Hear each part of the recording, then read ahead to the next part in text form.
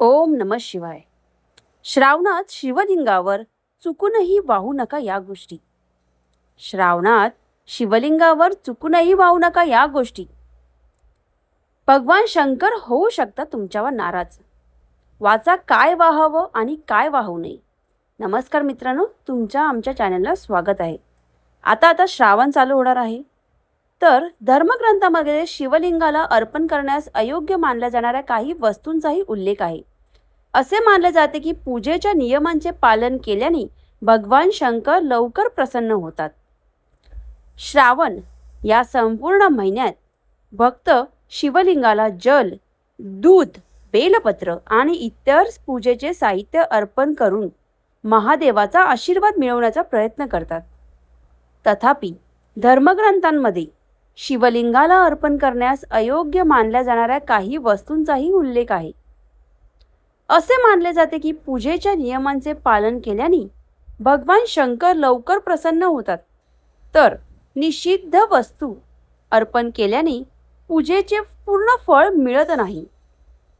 चला तर मग आपण या व्हिडिओतून जाणून घेणार आहोत की श्रावण महिन्यात अशा कोणत्या गोष्टी आहेत जे शिवलिंगाला अर्पण करायचं नाहीये आणि काय अर्पण करावे आणि काय टाळावे सगळी माहिती आपण बघणार आहोत. तर श्रावण महिन्यात शिवलिंगावर काय वाहायचं नाही आहे. तर आपण फुलं वगैरे घेतो, त्याच्यामध्ये तुळशीचे पानं वगैरे हारवले देतात. तर पहिलं आहे तुळशीचं पान.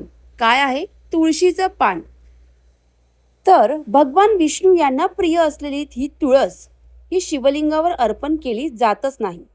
पौराणिक मान्यतेनुसार तुळस आणि भगवान शंकराच्या निगडित कथेच्या मते शंकरांना तुळस वाहत नाहीत. दुसरं म्हणजे हळद. भगवान शंकराच्या पूजेत हळद वापरली जात नाही, कारण ते सौभाग्य आणि शुभ कार्याचे प्रतीक आहे. धार्मिक मान्यतेनुसार शिवलिंग हे भगवान शंकराच्या निराकार स्वरूपाचे प्रतीक आहे, म्हणून शिवलिंगावर हळद अर्पित केली जात नाही. तिसरी गोष्ट केतकी. तर शिवलिंगाच्या शिवपुराणाच्या मते भगवान शंकरांनी केतकीच्या फुलाला पूजेत न वापरण्याचे वरदान दिले होते, म्हणून केतकीचं फूल सुद्धा भगवान शंकरांना अर्पण केले जात नाही. पुढची गोष्ट आहे शंखाचे पाणी. तर शिवलिंगावर शंखाचे पाणी अर्पण करणे वर्ज्य मानले जाते. का?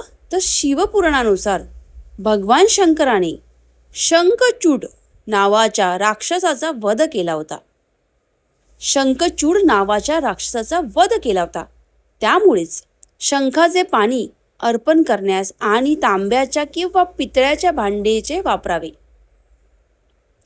शंखाचे पाणी वापरायचं नाहीये. पुढची गोष्ट आहे नारळाचे पाणी.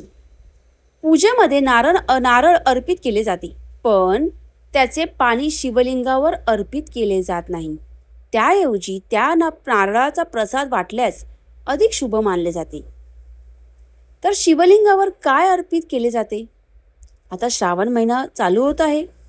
तर श्रावण महिन्यात भगवान शंकरांना प्रसन्न करायचं असेल तुम्हाला, तर तुम्हाला शिवलिंगावर शुद्ध जल, जे आपल्या घरातलं पाणी असतं, नळाचं पाणी, शुद्ध जल, गंगाजल, कच्चं दूध, दही, मध, तूप आणि साखर याने पंचामृत बनवून अभिषेक केले जातील. याच्या व्यतिरिक्त बेलपत्र, बेलाचे फळं, धोत्र्याचे फूल आणि भस्म अर्पित करणे शुभ मानले जाते. पूजेच्या वेळी ओम नमः शिवाय या मंत्राचा जप केल्याने विशेष पुण्य प्राप्त होते. अतिशय महत्त्वाची माहिती आहे. तुम्ही नॉर्मल तुमच्या रिलेटिव्समध्ये, तुम्ही तुमच्या फ्रेंड सर्कलमध्ये सुद्धा पोहोचवू शकता.